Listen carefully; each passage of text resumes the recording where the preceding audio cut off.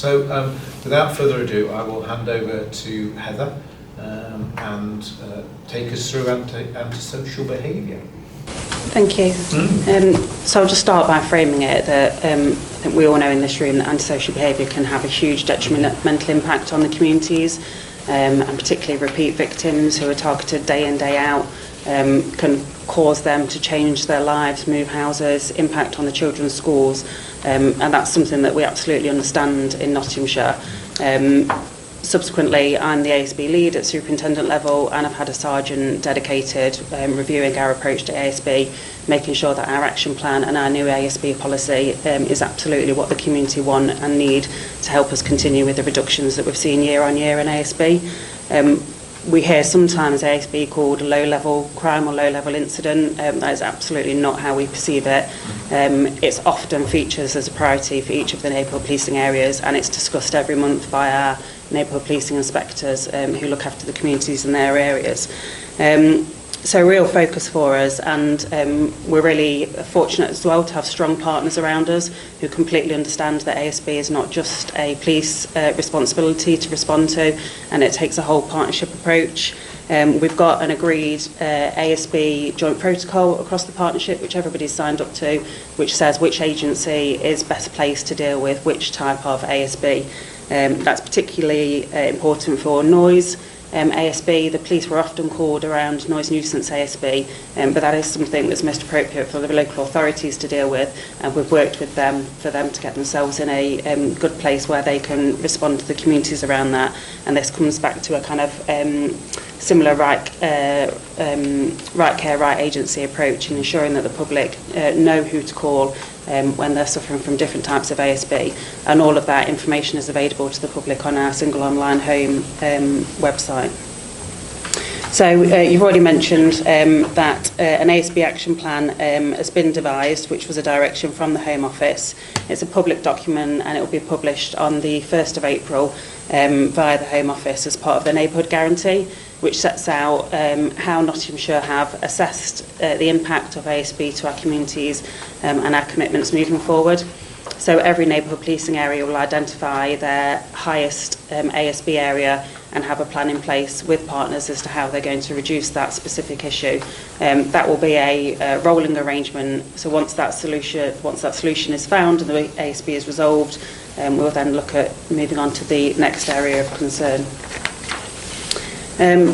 So I think it's important to say that in terms of reporting ASB, we know from the surveys that the office completes that quite often the public don't report ASB. So in one of your recent surveys, it was 74% of the public said that they'd suffered ASB and not reported it, which is a concern. We need the public to report these incidents to us or to the right agency to enable us to put plans together that respond to the incident so we can resolve it.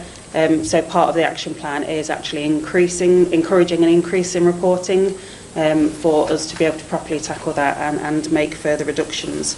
As the Chief mentioned, we've seen reductions in ASB reported to the police year on year. That's as a result of some really effective targeted hotspot work funded through yourselves, through the Home Office Hotspot Action Fund, Hotspot Response Fund, and then prior to that it started as the Knife Crime Fund. And being able to put visible police officers in hotspot areas for ASB is a really effective way of reducing the issues and not displacing them, because the officers are able to do education or enforcement appropriate to the incident. So in terms of the reductions of ASB, so I checked the stats yesterday and it was 18.6 comparing with the previous year as of yesterday, and that is across all of the categories. The biggest decrease that we've seen is 39% in noise ASB areas, and that's as a result of it being appropriately reported to the councils who are best placed to deal with that. But we've seen decreases in youth, alcohol and other ASB areas.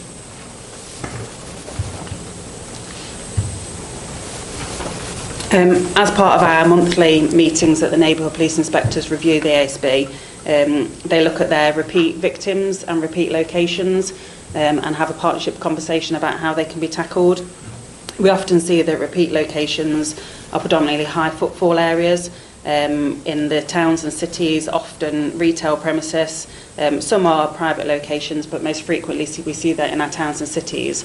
And we've been able to tackle that with our Summer Towns plan, which was a Home Office initiative around tackling ASB in our towns and cities during the summer when we do see peak demands.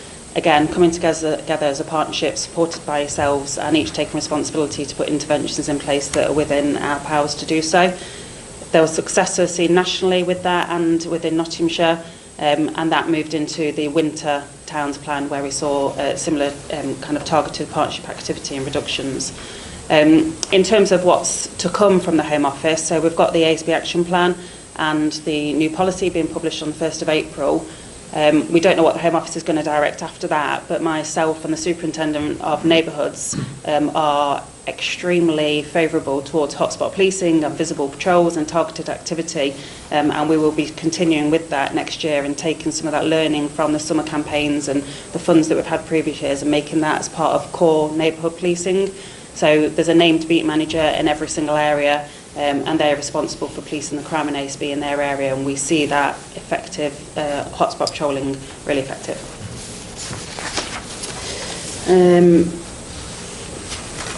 In terms of the ASB triage officer, so we've had an ASB triage officer in the control room for the last year, and that's about improving our crime recording standards, making sure that where there is evidence of harassment, stalking, abuse in ASB incidents, that is reported as a crime and treated as a crime. We will continue to using our crime audit team to check and look back on our ASB cases and make sure that we've identified where crimes have taken place and take any learning moving forward and feed that into our training days to make sure that we get that right more often than not. The ASB triage officer is in the control room, able to review ASB incidents at the point of first call and make sure that the right agency, they're being directed to the right agency. That funding has been agreed for a further year for the officer to continue with that work. It isn't something that I see as a permanent fixture within the force. This is something that we are working towards getting right on every occasion through educating all of our officers. So I think there is a point where that would become business as usual, and our control room staff and our neighbourhood teams are well trained and well versed in getting this right.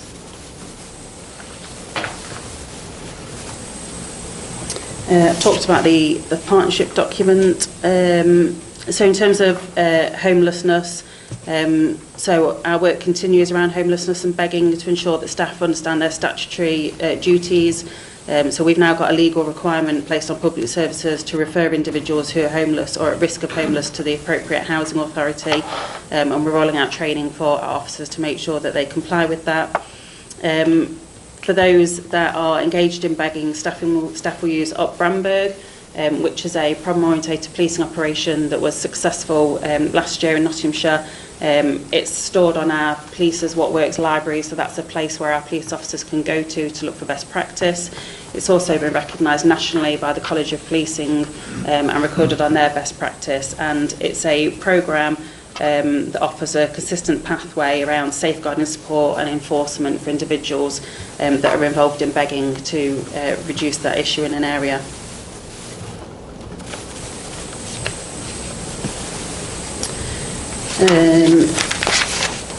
So in terms of our biggest reported ASB type, which is e-scooters and e-bikes, we know that that's been a real concern to public. We've heard about the kind of impacts of injuries on our roads, and e-scooters and e-bikes has been a real concern, and we've seen a massive increase in calls that have come through. Our neighbourhood policing team have developed an operation in response to that, which they've called Up Wrangle. It started in the city centre, and it's an initiative that again focuses on enforcement education to improve public safety, so always making sure that we support and educate individuals as well as having that enforcement route as well. So I understand that the PCC's office funded a dynameter, which is a technical bit of kit that can test the kind of legal compliance of e-scooters and e-bikes, which has been really helpful to the teams in terms of them being able to make those seizures. I think it's quite important to say that parents will buy e-scooters and e-bikes for their children, not knowing that actually they're committing an offence. So they are classed as a motor vehicle, so therefore require a licence. and insurance, and a child under 16 can't hold that, so they then unwittingly commit an offence. So we take an approach of educating children and parents appropriately, and then moving up the scale to enforcement if it's an individual that is aware of the requirements and is driving dangerously and causing nuisance in the public. We've received some really good reporting from BBC East Midlands Today around Op Wrangle, and that's also been recorded on the College Policing Practice Bank as national good practice. And I think it's really important that we communicate to the public the work that we're doing, so they can see that we are able to get funding, take initiatives to solve the issues, so they can continue to come forward to us and present us with the ASB issues that we're facing, knowing that we have got the ability to tackle it. In terms of horizon scanning then, so big publication in April, and then our plan for the next year around how we're going to continue to focus our hotspot activity on ASB. I think the only thing that I haven't mentioned is immediate justice. I'll probably touch on that in my next report really, but we have a youth immediate justice pathway which allows children under the age of 18 to receive diversionary and education programme when they're involved in ASB, and help actually resolve some of those underlying causes as to why they're engaging in that activity and prevent that reoffending, which we seem to be really effective. Good. Thank you. A lot going on there. Can we go over to questions from the public? So I think the first one we have is for Johnny from Sherwood. Hi, my name's Johnny Pustai. I'm a butcher in Sherwood. My question for the Chief Constable is, how are you going to react with the young people, the ones who are dropping litter, just chucking it down, the ones who are driving these e-motorbikes or whatever you want to call them? I think that's a problem that does need sorting. If I start, and then I'll hand over to Heather for probably the more detailed and better, fuller answer. But in terms of the issues that Johnny's raised in terms of sort of littering and antisocial use of sort of e-bikes and surround bikes, and if I sort of take them in turn, so antisocial behaviour, littering is obviously something that people do report into the police. We do try and work with young people around their social responsibilities, their sense of place and a sense of pride in the area. So for example, we have mini police bases in most areas across the city and the county that allows people at sort of that primary school age before they go into secondary school to get a really good grounding of how behaviour, both theirs, their parents, their friends, their families in their area affect communities. They also do aspects of going out there and doing some community safety issues, so they can go and do a litter pick, for example. They can do sort of community speed walks with our supervision. So that gives that sense. Likewise, we work with our partners in the local authority who do a lot of the enforcement around the littering and fly tipping angle, who will obviously, if there is a hotspot, we can report it into them and actually get them to take some action. In relation to the bikes, and as Heather mentioned during her briefing, we do have a device that actually can be deployed very flexibly. It's only sort of the size of a small suitcase, that allows us to check the legality of the bikes that these young people are riding. As we've alluded to earlier, this is around education primarily, but if the bike is significantly dangerous, so you're allowed to go up to a certain miles per hour or certain power, which isn't very fast at all, it's sort of around that 50 miles an hour mark. When we find bikes that are, some of them going up to 70 miles per hour, we'll obviously seize that bike, that gets destroyed, and obviously that gets taken off the streets and stops antisocial behaviour. But it's around really that sense of belonging, that sense of pride, and working with the young people, so not to criminalise them unnecessarily, but to actually divert them into areas where they can work through, whether that is mini police, cadets, some of the other programmes, but then working with our local authority partners, whether that's in sort of children's services or other areas, to try and do what we can to divert away. But you've answered it all, sir. Everything that I've prepared. I think probably the only thing that I'd like to highlight is that we've got some absolutely fantastic children across Nottinghamshire, all engaged in our mini police, our cadet programmes, all of the third sector voluntary organisations that support children in our areas. Not every kid is going around on an e-scooter and dropping litter. We've got some amazing role models in the community, and through the programmes that we deliver, they help our children be leaders to each other and help each other, be good citizens. Thank you for that. It is a topical issue, isn't it, the e-scooter issue, and seems to come up every single time that we talk to our public. So we've got a second question here, and I think it's from Clayton. My name is Clayton Tyndall from Worksop, live in Manton.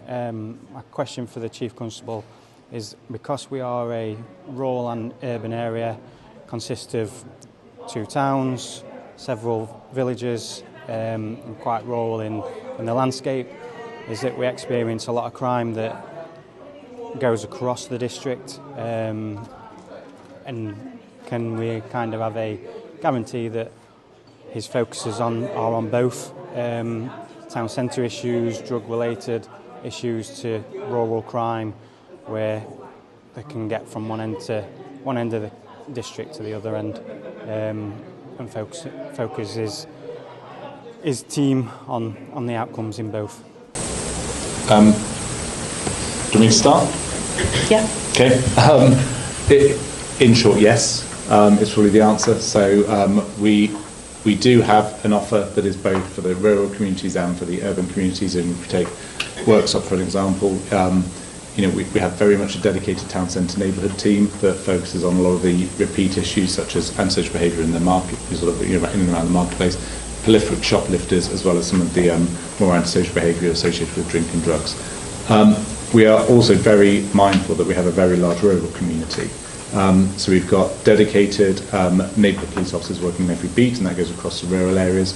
We also have staff who are trained in both rural crime and wildlife crime, and that's not simply around the sort of more traditional baiting offences and sort of wildlife crime offences. This is around crimes that take place in rural communities, so whether that's theft of plant machinery, the more traditional crimes that take place sort of behind closed doors, so drink driving can take place in a lot of those rural areas. We will focus on those different areas as well.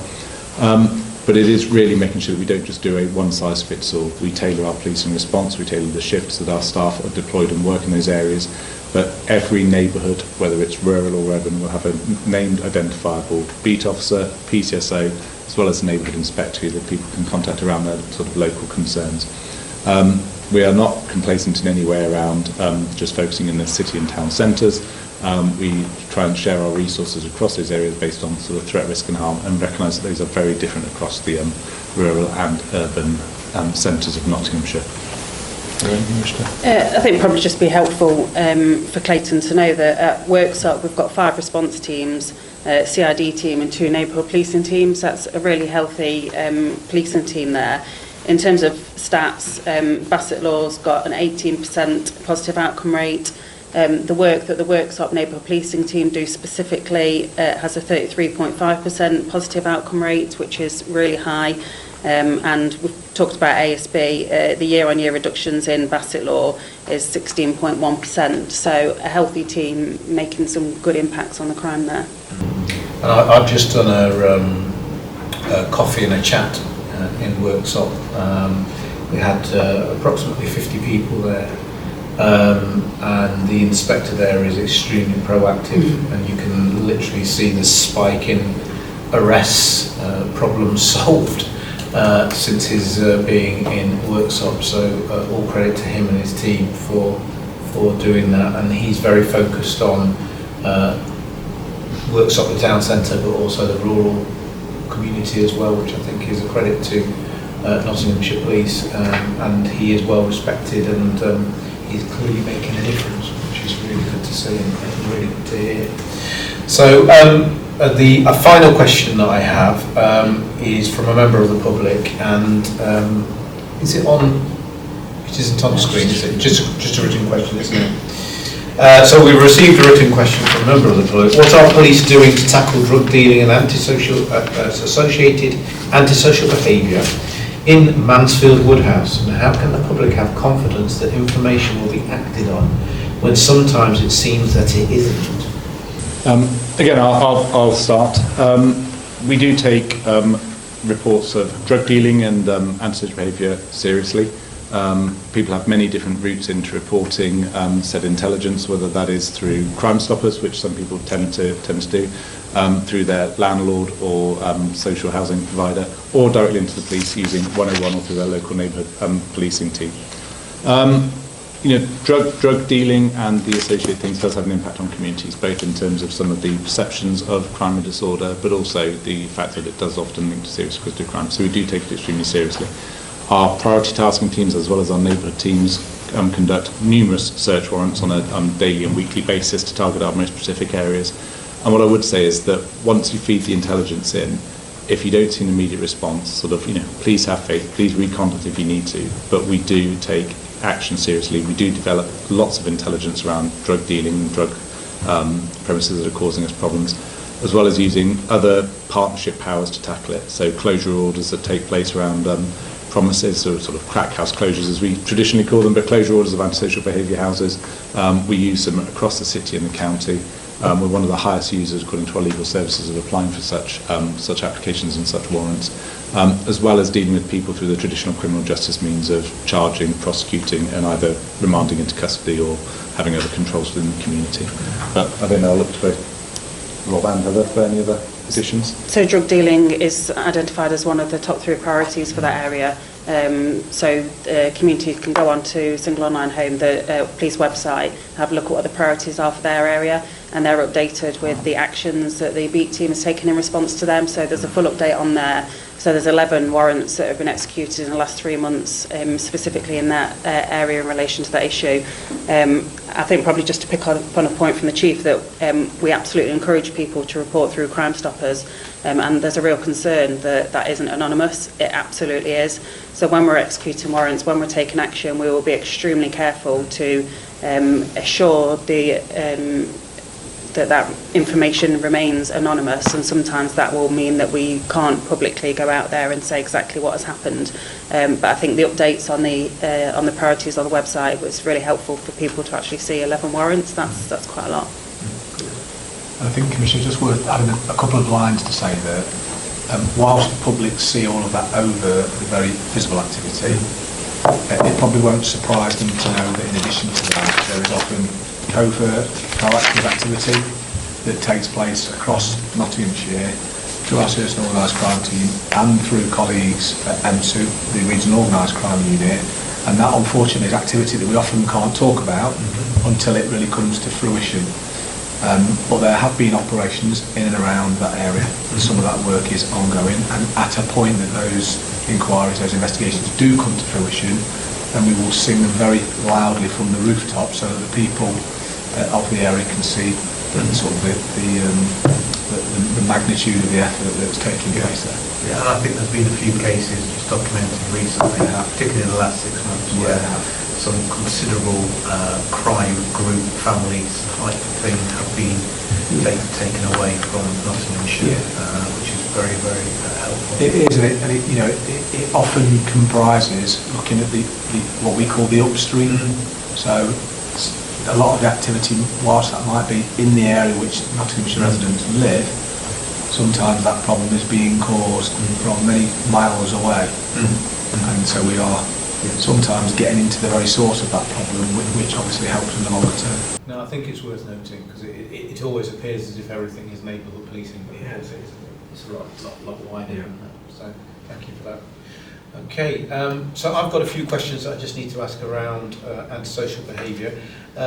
Just digging into it a little bit more because it is so topical with a lot of our communities. So the first one is the new antisocial behaviour protocol will help to ensure that ASB cases are dealt with by the right agency at the right time. Can you tell us briefly what type of ASB cases the police would have responsibility for responding to, and which would fall within the remit of local authorities and other agencies? Because I know that sometimes this is a bit of a grey area as to how people and what people need to report. Because I know that you've already mentioned it with regard to noise, pollution, being obviously antisocial behaviour, but I don't know that it's necessarily the police that they need to be speaking to with regard to that. So. Yeah, so I think the document's about 6 pages long, and I will absolutely have it on my desk because there's all sorts of different types of ASB that people can suffer from. But I think probably the the types that we've kind of discussed the most. So noise nuisance is the responsibility of local authority to resolve. This is not carte blanche where we won't work in partnership. So if there is a criminal matter or some escalating behaviour and they feel that the police have got powers to support that, then we'll absolutely support them with them as the lead agency. We get complaints around parking disputes. Again, that's local authority under the Traffic Management Act to deal with matters. The only matter where we would get involved in is where somebody's driveway is being actively blocked and they need access specifically at that time, so that would then become a police matter. So you can see why the protocol is quite helpful and why the guidance on the website is quite helpful, because there's kind of specific nuances. Drugs is specifically a police matter, so we get complaints of people smoking cannabis inside their house.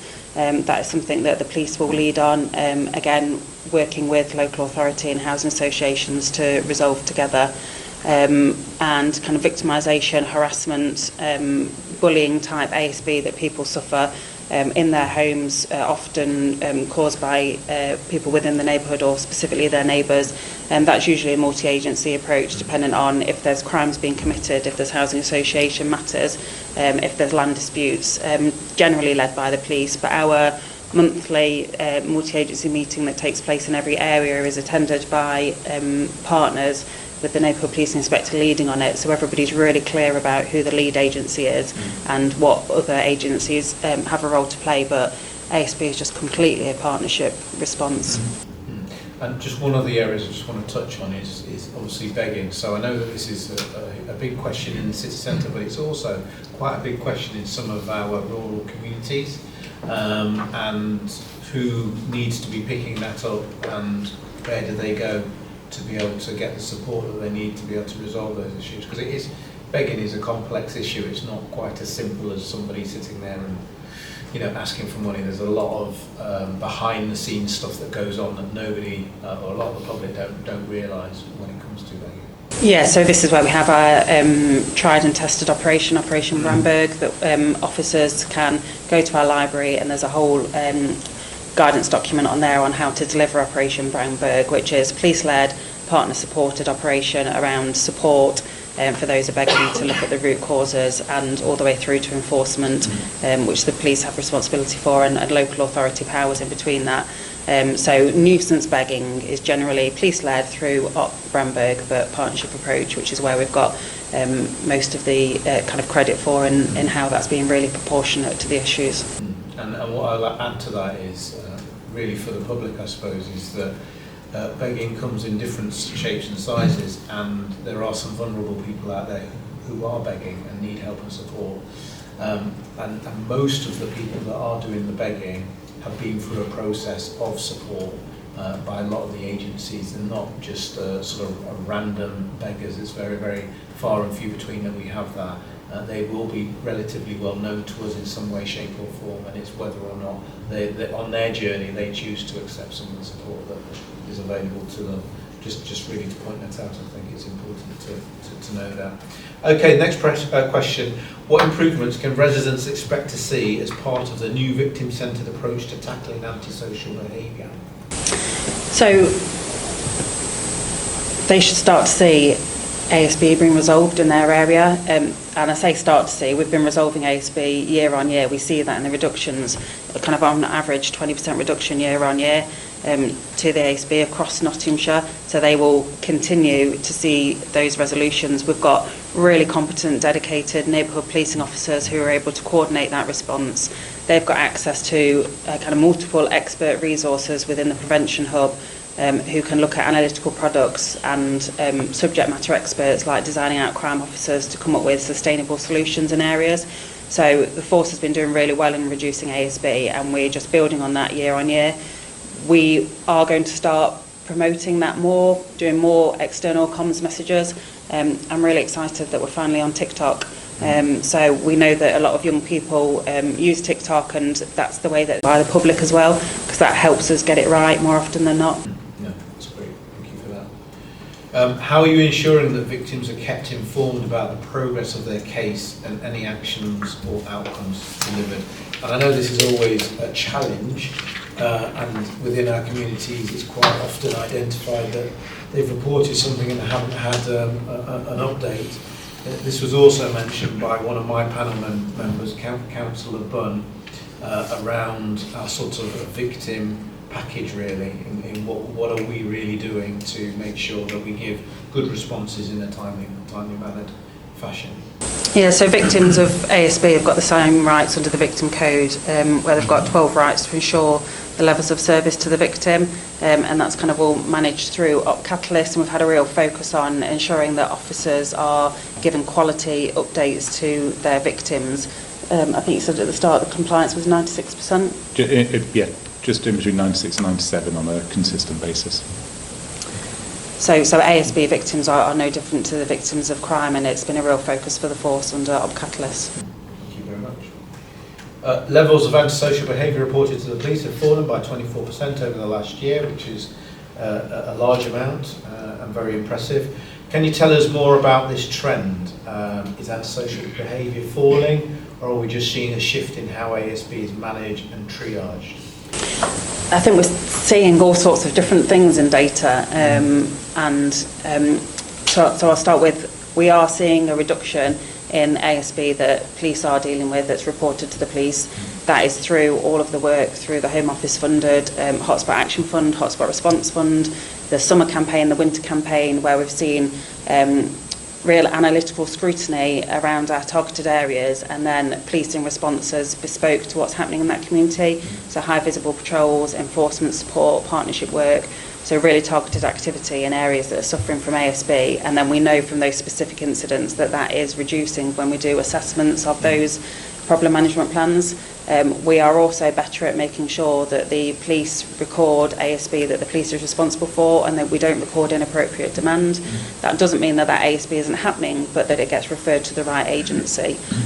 We have seen an increase in reporting of ASB to local authority, but that's absolutely correct, particularly around noise nuisance, because they're the partner agency that's best placed to resolve it. The numbers aren't as significant as the reductions that we've seen in ASB, so I'm really comfortable with that.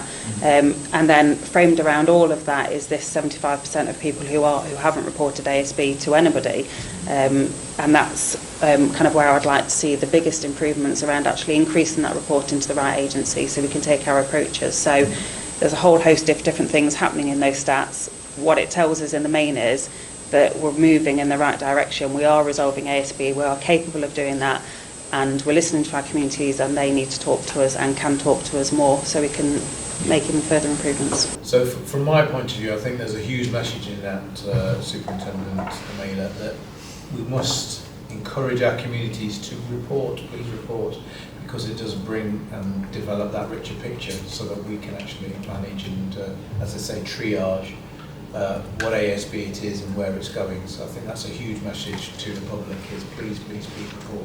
It would probably be helpful for me to say as well, you don't have to call 101 and be on the phone if you don't have time. You can do it through an online form on our website, and that's a way that a lot of public find it more convenient to do it in their own time. Fantastic, thank you, well done. What progress has been made in developing the ASB plan for Nottinghamshire, and how will it help improve the service response to ASB? And I think you've kind of touched on some of this, but if you can give us a quick brief on what you feel is going to help that service. Yeah, so I've had a sergeant dedicated to working on this. That's how important we see getting this right. Been working with partners and with yourself. How far has it progressed? The final draft is sat in my inbox, ready for final sign-off. So there's been some back and forth with partners and with the College of Policing as well, and the Home Office to make sure that we get it absolutely right. So it's just waiting final sign-off for me, and it will be published on the 1st of April. Fantastic, lovely, thank you for that. And the last one on ASB, Operation Wrangle appears to be making strong progress in tackling dangerous and illegal e-scooters and e-bike use. What outcomes has the initiative delivered to date? And this is quite, I think, a recent operation, and some of the tools that we've talked about with regard to e-bikes and the use of them, the team actually did an input with my panel, who I think were quite impressed with the tools and equipment that they have now to sort of like address this issue on the street there and then, which I think is quite impressive. So over to you. So I don't have any exact numbers with me in terms of the outcomes, but we know that multiple bikes have been seized in the city as a result of this operation. The piece of equipment that they've got allows them to test it and seize them there and then if they don't comply, which is a really powerful message. I think anybody who's been in Nottingham City recently, I hope will have noticed, I've certainly noticed it personally, that there are less scooters and e-bikes around on the streets in the city. The Beat team there are really proactive with this. They've been wrangling with this issue for quite a long time now. When they got that piece of equipment which actually enabled them to take enforcement action, they were really pleased and saw the results. The problem management plan that helps coordinate our responses to this has been assessed as being extremely effective at resolving the issue and has been shared nationally because of the positive outcomes that they've had. No, it has been an impactive, and I do agree with you that whilst I do regular walks in the city, there's a lot less e-bikes, and there is continued work as well to work with some of the companies that used to utilise those as delivery services. So it's good work, and obviously it will continue to put pressure on that area of policing and make sure that people feel safe. So thank you for that. So that concludes antisocial behaviour. Are there any further questions anybody would like to ask? Lovely, okay. So we shall now move on to item number 5, which is improving outcomes for children and young people. So it's probably fair to say that there is some good sort of news on this, especially with trauma-informed practice training, which is now fully integrated into the Force's annual training programme. So that's really sort of assures us that our officers are well trained and aware of how to deal with children and young people. Also the embedding of a youth immediate justice system, a pathway I suppose, which will be helpful in keeping young people out of the criminal justice system in a positive way. And there's also a strong suite of community engagement events such as a mini police, which you've already touched on yourself and the Chief, community kicks. And this is obviously having a positive impact on young people. And also it's good to see the number of people engaging in the police cadet scheme has now reached record levels, and an increase in BAME representation, which is always good. So is it yourself again, Superintendent Mailer, that will be presenting? So I will hand over to you to improving outcomes of children and young people. Thank you. I'm incredibly proud of all of our work that we've done around improving outcomes for children across Nottinghamshire. We've got a really good offer with our partners and with Nottinghamshire Police, and as I talked through my briefing, I'll kind of give a few numbers around the numbers of children that we've engaged with. When you add them up, it's a huge amount of children that have positive engagement with Nottinghamshire Police, which we reap the benefits from now. I think you can see that in the reflection of our ASB stats, and we will in our workforce and communities moving forward. I get the privilege of meeting a lot of our children at our events, and they're just absolutely inspirational role models, and we need to, celebrate all of the good things that our children do across Nottinghamshire. We used to be one of the worst performing areas for first-time entrants into the criminal justice system in the city. That has halved for the previous year, and then we're starting to see a stabilisation now as a result of some significant changes that we've made as a partnership to the way that we deal with children, making sure that children who do offend aren't criminalised. There's so many academic studies that talk about how being part of the criminal justice system can have a real detrimental impact on that child. And if you look at adult offenders and track their previous history, it often starts as ASB and criminal damage as a child. So reducing that reoffending as a child and preventing them from going into the criminal justice system has a real positive impact, and we will reap those benefits year on year. So we've got a whole range of prevention activity that's coordinated by the Prevention Hub, which was set up in 2023 as a permanent department within local policing to focus on this area of business. So we have primary, secondary, tertiary prevention approaches to make sure that we cover all bases. So our primary prevention activity focuses on population-wide harms, and we do reductions through schools-based engagement, the mini police and cadet scheme, and a huge amount of community-based engagement, so we can impact on lots of children across the area. Our secondary prevention work is one of our core areas of growth, and that's about targeted interventions for those at heightened risk of offending or vulnerability, engaging with those children early, identifying them, and doing one-to-one work through our youth outreach work, diversionary programmes, referring to our partners for targeted mentorship, knife crime early interventions, events and specific programmes, and hotspot activity again, where we can deliver partnership responses to those children that we know that are at risk of going on to offending. Our tertiary prevention tackles persistent issues through problem solving, vulnerability focused interventions and support for children that are victims. We've got a dedicated children in care team. We know that children in care are specifically, particularly vulnerable, and our children in care team make sure that they receive the service appropriate to them as victims and if they are offenders. So our kind of organisation ambitions are around reducing children going into custody, improving education and early intervention outcomes, strengthening engagement in schools, preventing knife crime, and enhancing trust and confidence among children and young people, which supports the police and crime plan as well. So on to some specifics then. So we launched our trauma-informed practice training to frontline officers in July 2025. That was something that came out as being really important to our children around frontline officers having that knowledge and understanding and being able to tailor their responses to trauma responsive behaviour. It's now a core component of divisional training days for 2026. There's actually 3 phases to it. So this demonstrates our commitment to multi-stage development, deepening that skill set. This isn't just a kind of one-off training session. This is something that we're absolutely committed to. That aligns with the expectations which were set under the Children's Wellbeing Bill, which just demonstrates that the force is ahead of some of these strategic directions that have come out, and we were already delivering it when that direction came under the Children's Wellbeing Bill, which kind of just shows that we're on the right path. We are also written our child-centred policing strategy.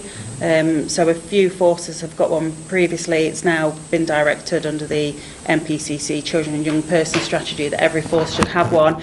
Again, we were already writing ours when that direction came out. That's been a really helpful exercise to look at the child first principles across all of our policing activity and reflect on how we can be a child-centred police force.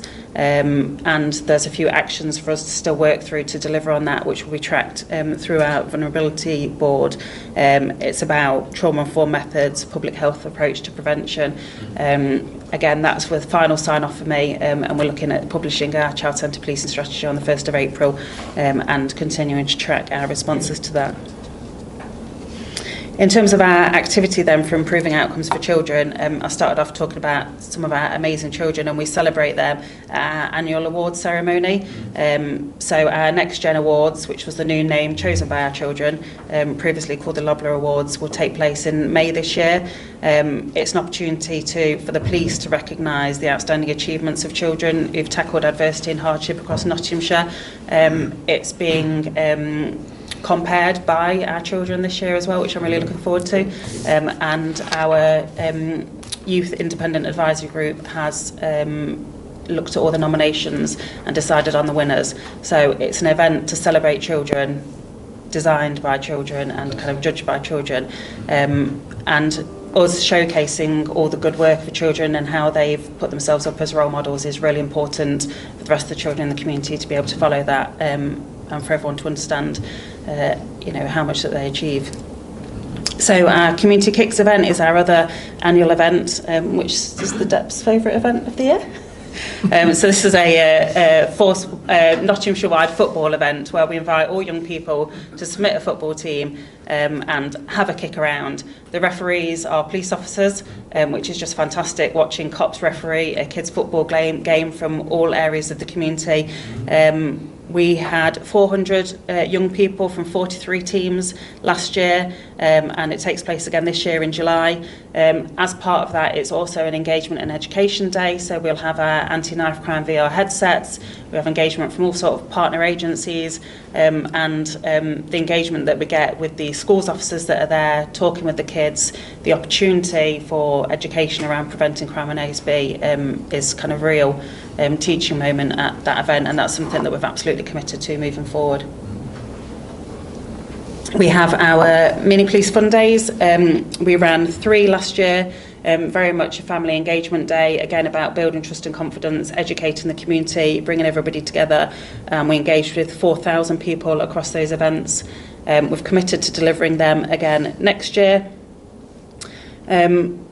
I've mentioned the Youth Independent Advisory Board already, so we consult with them on all of our policies and processes and things that we're proposing. They look at all of our products that we teach in schools to make sure that it's appropriate for the children and is something that actually resonates with them. They're judging our next gen winners, so we consult. My chief inspector sits on their board every month, so we consult widely with them, which has been really helpful in kind of getting things right for the children, and they've been campaigning for TikTok, which we are now moved on to TikTok, which I'm really pleased with. So the police cadet programme is at its highest level since it began in Nottingham. We've got 165 cadets with nobody on the waiting list. We've got 7 cadet bases. Our last one was open in Newark. Our number of BAME cadets has increased. It's now at 20%, and with a 50-50 split between male and females. We've had an increase in cadet leaders from 32 to 50, which is why we've been able to offer such a healthy cadet base offer. And my thanks to those that volunteer as cadet leaders. They do an absolutely inspirational job. It is our aspiration to open an 8th base in St Anne's.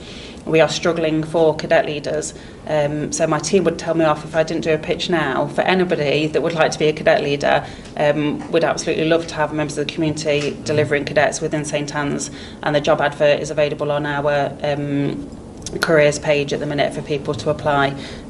So we're really looking forward to opening it. We will do it. We just need some leaders to help us with that, and they absolutely have to come from the community. That's how it works so effectively.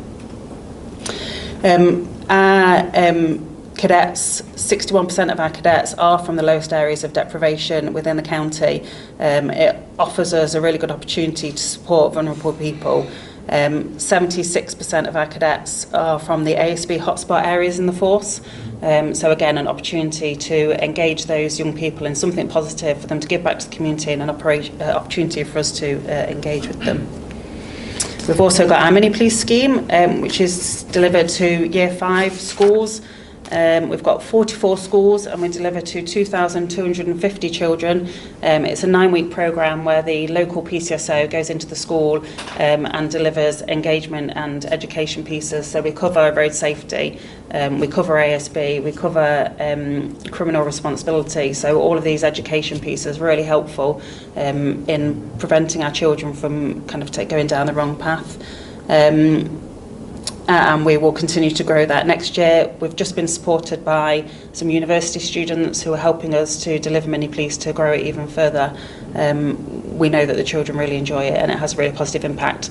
I think the most touching moment is when the kids from the schools then see their PCSO on a Friday night and have that conversation about, oh, I remember you told me not to, engage in ASB and to do positive things with their time, and they can have that interaction, which is really effective community policing. We're really fortunate to have a dedicated youth outreach team with youth outreach workers. They've engaged with more than 2,000 young people aged between 10 and 18 since they started. That team started in July last year. They do a whole host of activities to whatever is relevant to the issue in that area. So they will do HQ visits, they'll do workshops addressing specific crime types that are of an issue in that area. They do knife crime education events. They work really closely with partners, and they receive referrals from internal officers, children that are at risk of criminal exploitation, sexual exploitation, ASB. And they will work with partners and that child to refer them into a positive pathway. So they're currently working with 17 children. They have 10 children waiting allocation, but the waiting list is minimal. They're able to refer the children appropriately. as part of that kind of youth intervention work, we work with a whole range of organisations, community recording studios, the Children's Bereavement Centre, Mending Lines and Bike Works. So each referral is tailored to the needs of the individual young person or the group of children in that area to make sure it's bespoke to them and child-centred. We've got schools officers that work in all of our secondary schools, alternative provisions across Nottinghamshire. So their aim is to engage with young people in schools, educate and raise awareness, divert children from the criminal justice system and build trust and confidence with the police. So we have a uniformed police officer walking around schools, breaking down those barriers, dealing with issues before they escalate. We recently did a review of their workload, and we've estimated that they've saved over 10,000 calls for service into the control room by being able to work with the schools and intervene earlier. They have really strong links with our City and County Youth Justice Service to enable better information sharing, wraparound care for services. I've touched on the youth justice in the ASB section. Yes, would you like me to cover that again? Are you happy for it there? So as part of our youth justice offer, so we have a youth intervention section who work with our youth justice services, and I sit on the Youth Justice Board, both City and County. I'm really pleased to say that the City Youth Justice Board have just appointed a victim worker from Remedy that now attends every out-of-court disposal panel. So that's the panel where a case where a child has offended gets discussed at a multi-agency panel to decide on the right outcome for that child. And I'm really pleased that the voice of the victim is represented at that panel. So the panel talk about the child first, so being child focused. We discuss the child's strengths and what their needs are. We discuss the views of the victim. That's all taken into account before deciding on the right outcome for the child offender.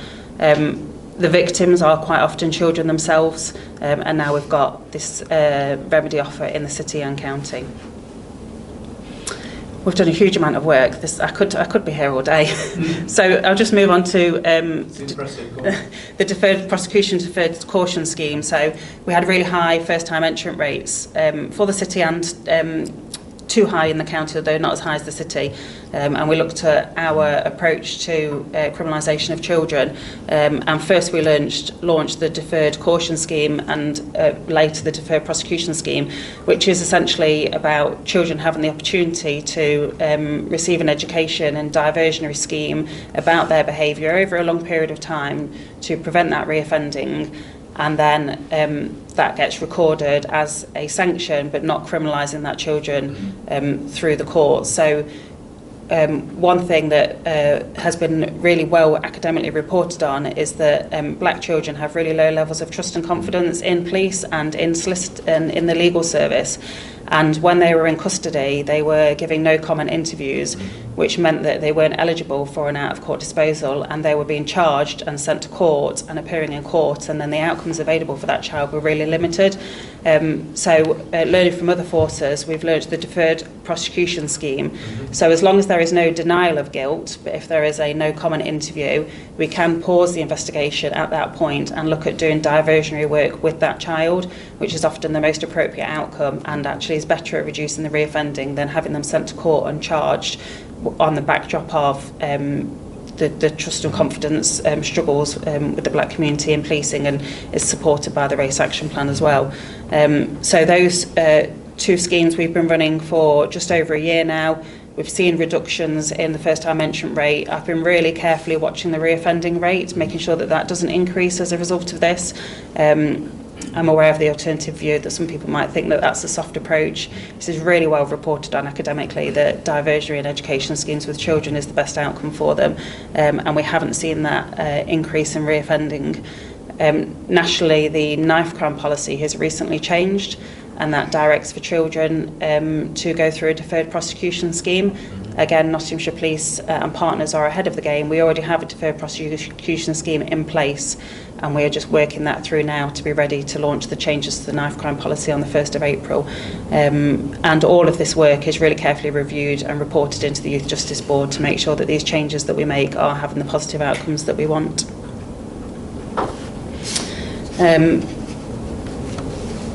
So we've seen significant reductions in the first-time entrant rate, and we're just seeing that stabilise off now. and get more in line with the kind of national trends. Sticking with the theme of children in custody, children who are remanded in police cells overnight to then appear at court the next morning can be quite traumatic for children, and we need to be absolutely reassured that it only happens in the most necessary circumstances. So there's some significant changes that have happened in our custody suite to make the environment less traumatic for children. But every month, every single child that is remanded in police custody overnight is reviewed by a partnership operational panel, and we reassure ourselves that those decisions are made correctly, pick up learning and educations of the workforce when they aren't. But of the recent meetings, after we've started this process for a year, all of the overnight remands involved serious offences, knife or weapon enabled incidents where children were already on court or bail, and it was only those children who could not safely be managed in the community remained in police custody overnight, and that is a partnership view on those cases, and we will continue with that process, reviewing those cases every month. So in terms of horizon scanning, so the Young Future Prevention Panels have recently launched as a direction from the Home Office. It's a multi-agency panel that identifies children at risk of offending at an early age. So kind of formalising a lot of the work that Nottinghamshire Police have been doing for quite some time. These have been trialled in Mansfield and Ashfield, so any child that has come to the attention of the police on 2 or more occasions in the last 12 months will be referred to this panel. The police provide the data for all of that, and then there's a partner agency panel to discuss the best interventions and support for that child to prevent them moving into criminality. So currently being trialled in Mansfield and Aspley. It's a national programme. I am hopeful that it will get rolled out in every area, and we have provisions in place to adopt that in every area, and I think that'll be a really successful formalisation process for our children. The only last bit to mention is POLED. So POLED is a suite of education programmes, software programme that other forces have been using that we are looking to adopt from the 1st of September. We've consulted schools with it. They like the idea of it. It gives packages for all sorts of different crime types that the police or the teachers can deliver in their schools. So it allows a bit more of a kind of bespoke response to issues in a school where they can just go online, get the package and deliver that, say it be knife crime, e-scooters, exploitation. And there's also guidance on there for parents as well, which is really helpful when the children have had the education, some guidance for how parents can then have a follow-up conversation with them at home. So that's going to standardise all of our packages across Nottinghamshire with packages that have been assessed as being appropriate for children across the area. Okay, fantastic. Have you finished? I think so. Okay, lovely, that's brilliant. Can we just go over to public questions? I think we have 3 of them. I think the first one's from Kushi from Nottingham. Hi, my name is Kushi. I'm 22 years old and I'm from Nottingham. My question to the Chief Constable is, what is the force doing to better protect vulnerable children, especially those at a risk of exploitation, and how will you know if it's actually improving their outcomes? Thank you. Cheers. Thank you. And we'll sort of stick with the same format of our start and then probably hand over to both, because I think both got extensive experience of child exploitation. And I mean, the key thing, and I know that it's been referred to quite a lot throughout, is partnership. This isn't something that the police can resolve on their own. But we are really conscious that child exploitation, whether that's child sexual exploitation or into the sort of the wider criminal exploitation, is something that does affect our communities and victimises children and young people unnecessarily and causes them risk of significant harm. So we have dedicated teams based within Nottinghamshire Police who focus specifically on these areas of work. We have intelligence feeds both between us, the partners, and the region that again identifies those most at risk and feeds them into a partnership approach to look at how we can resolve these issues. Some of those matters will become criminal investigations. Other matters can deal with sort of disruption notices, such as a child abduction warning notice that we can give to a perpetrator who is exploiting a child to make sure they don't have any contact, as well as going into some of our more serious sort of sexual crime prevention orders to target the perpetrator and protect the victim in these cases. how do we know it's a success? This is going to be a long-term journey. We do look at reoffending sort of rates, we do look at victimisation rates, and we do look at sort of, have we identified every child that is being exploited? Categorically not. It is something that we look to try and develop that intelligence on and maximise that intelligence on. But it is a partnership approach that we take. We take it extremely seriously. We work very well with our partners, very well with the third sector, to put mitigation plans in place and prosecute where absolutely necessary. I don't know if you want me to go left or right first. I was just going to say something generally, Kushi, about what we train our officers on the front line, because at the other end of the spectrum we've got dedicated specialist teams who deal with, look after, investigate all matters relating to children that are at risk of either sexual or criminal exploitation. But our eyes and ears are really, from a policing perspective at least, are on the ground. So every single police officer who serves the public is taught about our vulnerability strategy. And we've got a really clear message to those officers, which is know it, spot it, and stop it. And I'll just spend just 30 seconds on each. The know it means we expect them to know the definition of vulnerability. So when they are going out encountering members of the public, and in particular children, those officers are taught to be professionally curious, and they're taught to challenge themselves and ask themselves, is that person, as a result of the circumstances that they find themselves in, unable to care for or protect themselves from either harm or exploitation? So that's the know it. The spot it part is we ask them to be professionally curious about the types of signs, so they're looking out for signs and or evidence that the child is vulnerable and or being exploited. And then perhaps the most important part of all, the stop it, which is, put simply, do something about it, which might mean taking immediate action there and then. It might mean making a referral to another agency, because as the Chief says, actually the answer to longer term vulnerability and protection from exploitation is not just a police thing, it's a partnership endeavour, or signpost for help and support. So that's just something about the front line. I don't think there's anything, Heather, you wanted to add at all to anything? Yeah, that's just complemented by our trauma-informed practice training that we have around our officers being really child-centred. And in terms of how do we know that it's effective, there's the obviously long-term outcomes that the Chief referred to, but we have a dedicated analyst that looks at our high-risk, vulnerable children, and all the safeguarding work that's happening with those children, that reviews the work that's been done to reassess the risks to that child and whether the outcomes have been effective or not. If not, then we go back to the start with the multi-agency meetings. So we have a dedicated analyst that looks at how effective are our outcomes for our most high-risk children on a case-by-case basis. Okay, lovely. Thank you. Next question, I believe, is from Georgia. Hi, my name is Georgia, I'm 17 and I'm a part of the Youth Commission, and my question for the Chief Constable is, how are young people's voices making a difference to the force's approach when dealing with young people and other children?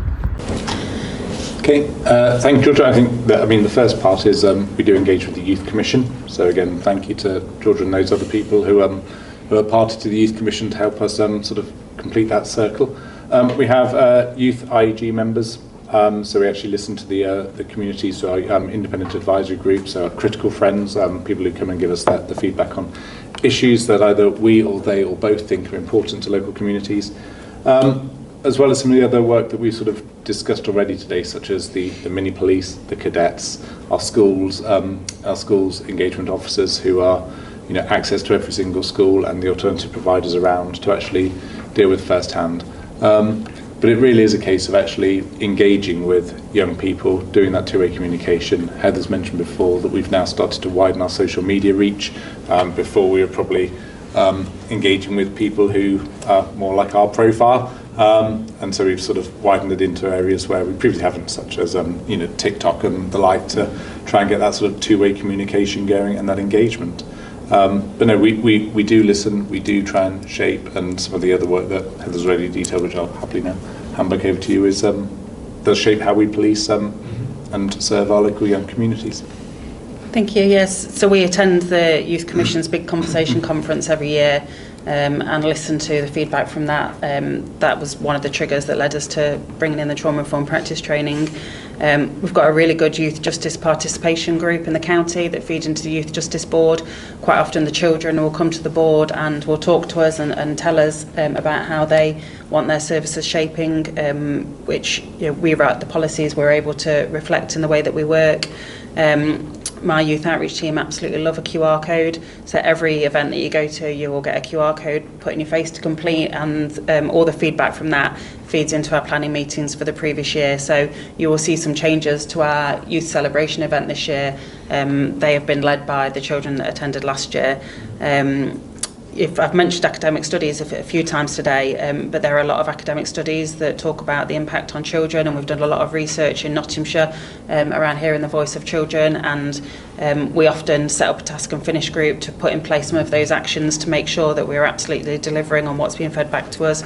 And we've got the Voice of the Youth Forum later this month at the Broadway Cinema, which has been headed up by, it's been arranged by my youth outreach team, but there's two young people from Nottinghamshire that are comparing it, and that's a forum that's been shaped by over 400 young people from across our communities about what they wanted to hear from our youth outreach team, and it's around some education topics and some kind of advice on guidance as they're moving into adult world, and how they stay away from crime and social behaviour. So we've got quite a variety of methods, and I think what we find is that when we listen to children about how they want their services shaped, they are more effective. And our final question from the public today, Elliot.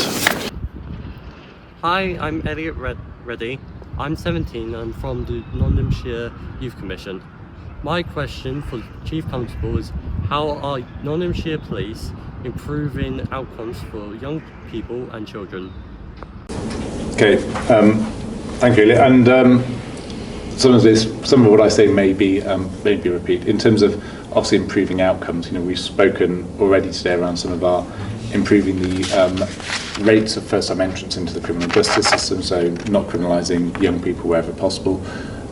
We've also spoken about our sort of victim-centred approach to dealing with matters, so hopefully that can give some reassurance about actually putting the victim at the centre of everything we do, whether that is a young person or child, as well as our trauma-informed policing that Heather's just alluded to there. These are all about making sure that we focus on children and as young people, tailor our approach accordingly, make sure that we don't unnecessarily criminalise, because I think we've seen, and the academic research has shown, if you put somebody as a child into the criminal justice system, their likelihood of employment and is extremely lower, the likelihood of reoffending is extremely high. Therefore we try and sort of divert and educate people wherever we can. And we've put a lot of investment, as hopefully you've sort of heard throughout some of the other presentations that we've given today, into those works. So schools officers are deployed across every area. We have specialists working in alternative provision, and we have specialist youth engagement officers who are out there engaging, listening, feeding back, and hopefully completing that cycle. So this is around working as best we can to improve those outcomes for young people. And again, stressing that this is around a partnership. This is not a police only matter. It's about where we spot signs, as the Dep alluded to earlier, of vulnerability, we take action that's appropriate, and where we spot signs that people are being exploited, we take that action to try and improve that. So hopefully that gives some reassurance. And anything else? No, I think there's a huge array of activity that's happening across different areas to get this right and improve outcomes. I think probably the only thing that I haven't mentioned is the Walk in My Shoes campaign. So that was a campaign that we did last year to hear from women and girls across the community around areas that they felt unsafe and their experiences when being out in public spaces. We had 3,000 responses to that, and we identified 5 hotspot locations and worked with partners to put a whole host of interventions in place to make those areas safer.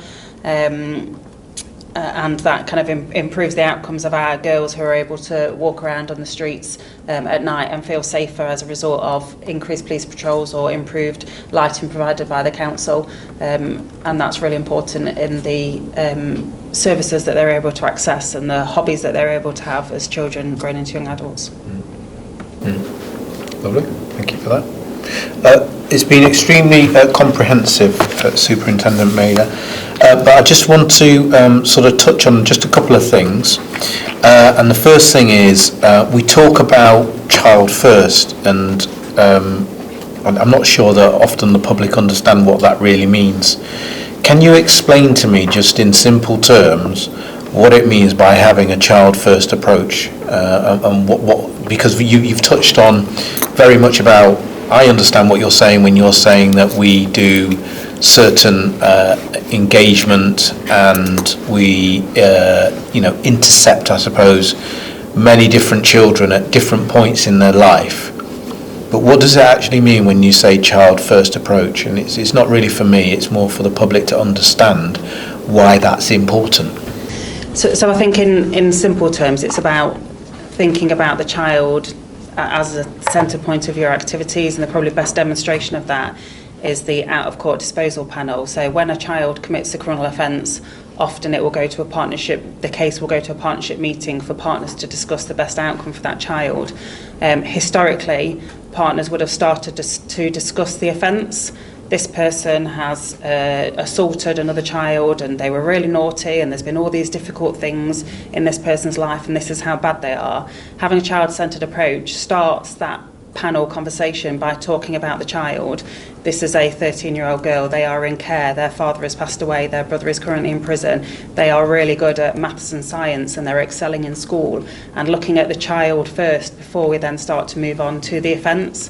Thinking about that child and the best outcomes from that, so that conversation will often lead on to, okay, so the child's assaulted somebody, but we know that they're really struggling with the trauma of their father's death, and actually the best outcome is to get them some bereavement support, and that reduces their reoffending. So thinking about the child in all of our approaches helps us come to the best outcome for them, rather than focusing on the negative criminal offence that they've been involved in. Thank you for that. Brilliant.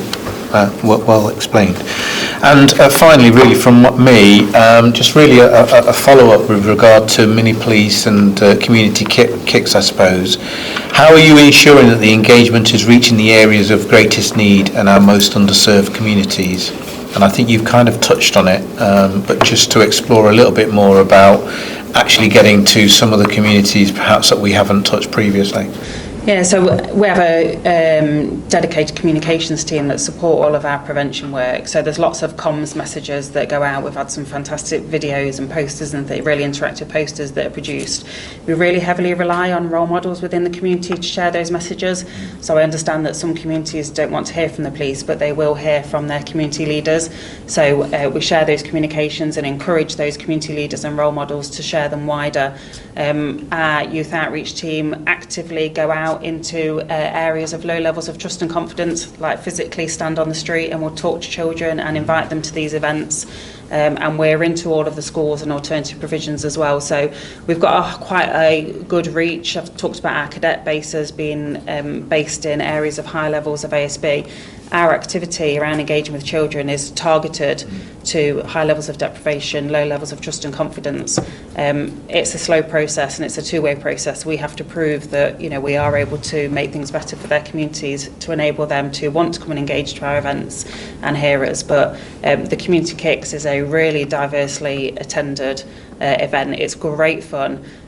Some people might ask why the police putting on a football event, but it's for exactly that purpose, to engage a wide range of the community, give them an opportunity to speak to the cop who's their ref for the game, and start to build some of those, break down some of those barriers and build up trust and confidence. And it's interesting you say that, because last year we had a community event on the Forest with the African community, and it was a game of football from the police force against the African community, and I thought it was a game of football, but it turned out to be a barbecue, and it turned out to be many things that I think demonstrates sort of our communities and how we engage and how that really works, because like you say, it is more than just a game of football, it is something more to them. So thank you very much. It's been inspiring hearing you speak today, and I can see that there is so much work being done, particularly with young people and that engagement, and it is a skill to be able to do that. So really well done, fantastic. And on that, I will end this part of the session, and we will go to our closed session.